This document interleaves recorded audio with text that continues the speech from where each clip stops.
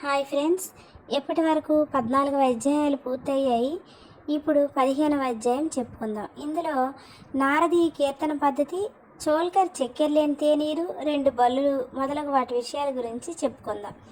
6వ అధ్యాయంలో షిరిడీలో జరుగు శ్రీరామనవమి ఉత్సవము ఎలా ప్రారంభమైంది, ఆ సమయంలో హరిదాసుని తేవటం ఎంత కష్టంగా ఉండేది, చివరికి ఆ పని దాసుగన్ మహారాజు నిర్వహించినట్లు బాబా శాశ్వతంగా నియమించటం, దాన్ని ఇప్పటి వరకు దాసుగను జయప్రదంగా నడపటం మొదలైనవి మీరు జ్ఞాపకం ఉంచుకునే ఉన్నారు. ఈ అధ్యాయంలో దాసుగని హరికథలను ఎలా చెప్పేవారో చూద్దాం. నారదీయ కీర్తన పద్ధతి. సాధారణంగా మహారాష్ట్ర దేశంలో హరిదాసులు హరికథ చెప్పేటప్పుడు ఆడంబరమైన నిండు అంగరకాలు వేసుకుంటారు. తలపైన పాగా కానీ పేటా కానీ, అంటే ఒక విధమైన ఎర్రని మహారాష్ట్రపు టోపీ కానీ, పొడవైన కోటు, లోపల చొక్కా, పైన ఉత్తరీయం, మామూలుగా ధరించే ధోవతి కట్టుకుంటారు. ఈ ప్రకారంగా దుస్తులు ధరించి షిరిడీలో హరికథ చెప్పడానికి దాసుగను తయారయ్యారు.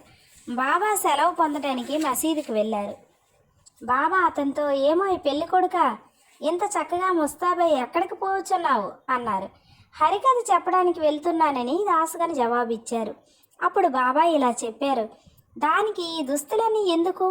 కోటు, కొండువ, టోపీ మొదలగునవి ముందర వెంటనే తీసి పారవేయి. శరీరంపై ఈ అలంకారాలన్నీ ఎందుకు?